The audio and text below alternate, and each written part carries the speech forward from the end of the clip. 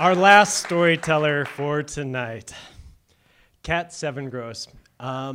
We were going to do a different type of introduction, but because of the stuff happening up in the North Bay, she recently moved from the North Bay down to the South Bay, so she has a lot of friends up in the North Bay who were recently evacuated and actually couldn't make the show because of that, and they're staying in evacuation centers right now.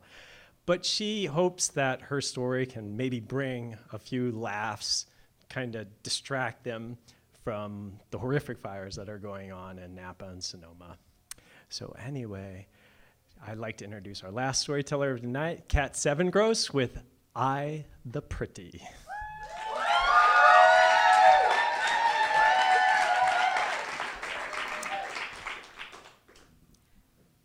Anytime I travel to somewhere and stay for longer than a week, I like to go to the beauty salon.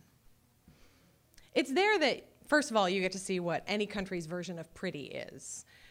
And also you get to see their trappings of their culture, like what's on the TV. Is it a reality show? Is it a soap opera? Is it soccer? All of South America. What's on the cover of the magazines? What kind of magazines? That's a dicey thing sometimes. And you get to listen to the chatter between the stylists and the patrons. The first time I did this was in Cvengros, Armenia, hey, Sharahos, in 2005. But I didn't really mean to, and here's the story. I lived in Armenia for over 2 years. Armenia, for those of you who don't know, it's north of Iran, south of Georgia. It is west of Azerbaijan and east of Turkey. It was my home as I served there in the United States Peace Corps. And because I lived there for over 2 years, I speak Armenian, which is not useful. Unless you're in Armenia or in a cab in Los Angeles. And this little anecdote I'm about to tell you has happened, I'm not kidding, 6 times, almost verbatim. So here's what happens. You get into a cab in Los Angeles, and this has happened. I get in, and I see that the cab driver's Armenian, and I lean forward, and I'm very excited because I get to practice my second language. And I'm like, and he turns around, and he's all surprised. And he's like, wow, you speak really good Armenian, but you're not Armenian. And I'm like, you are correct. I just speak it, but I am not Armenian.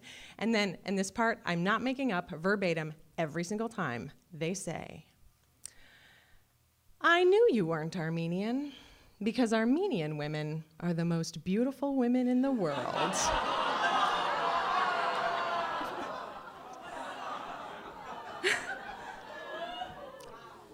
Armenians are a proud people.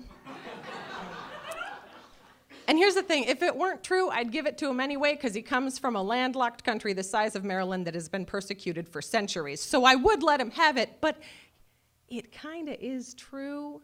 Armenian women are gorgeous. They are petite and skinny. They have sleek black hair. They have big Disney eyes, pouty lips. And, well, I'm not exactly that, but when I lived in Armenia, what was interesting is this was a theme, talking about being pretty for women. And I know we talk about it all over the world, but it was really intense there. And everybody who knew me when I lived there in Cvengros, which, well, everybody in Cvengros knew me because I was the only foreigner, and I was kind of like their sacred village idiot. But they were always asking me when I was going to dar hayuhi, which literally translates to become more like an Armenian girl. But what they really meant was, when are you going to become pretty? And I mean everybody said this. My students at the local nursing college, my neighbors, my host family, my best friend and tutor, the lady who sold me yogurt, the guy who sold me coffee, the lady who sold me potatoes, the dude who sold brooms and buckets. The guys who were unemployed and hung out downtown squatting and spitting sunflower seeds, all of them would ask me this. And I know you're all thinking, but Kat, you're so beautiful. Really.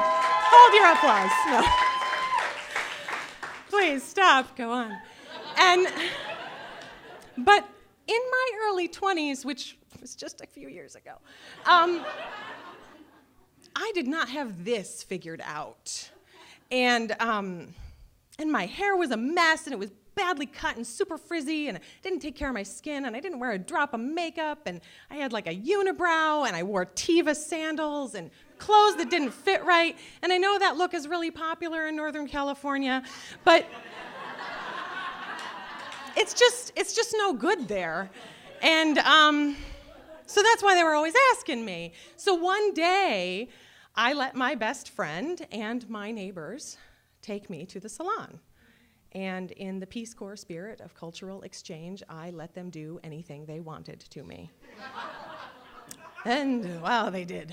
So they cut my hair, and they dyed it black, and they straightened it. And then they put a lot of glitter on my fingernails. And then they put mud on my face, which isn't like a crazy thing.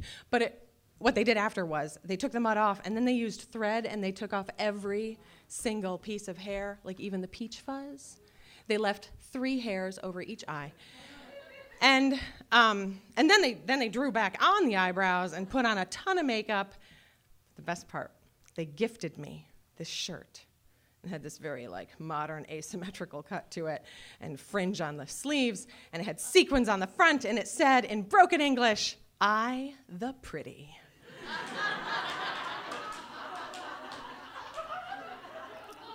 And when they spun me around in that salon chair and I looked in the mirror, I thought, you look like a drag queen. But I kind of liked it too, so there's that. It was a really remarkable afternoon, not just because of the makeover, because that was something, but it was that I got to spend 6 hours there and listen to these ladies talk about why they primp so much. And basically, at the time, there were more women of marrying age in Armenia than there were men. They're competing for husbands. And ladies, thank God these beautiful Armenians are not here. We would be screwed. Dating would be much harder than it already is. But it was really eye-opening for me. So I left the salon. I went back to school. That afternoon, I had to teach a class at the nursing college. And I walked in, and my students turned, and they gasped. And one of them said to me, "Vai, Katrinjan vercha pesirunes," which means, "Vai, Katrinjan, you are finally pretty." And I was, by their standards. And for the next few months, I just worked on my look a little harder, and I embraced it because I knew when I would finally come back to the United States, my eyebrows, they'd grow back. And my TEVAs, they'd be waiting for me. Thanks.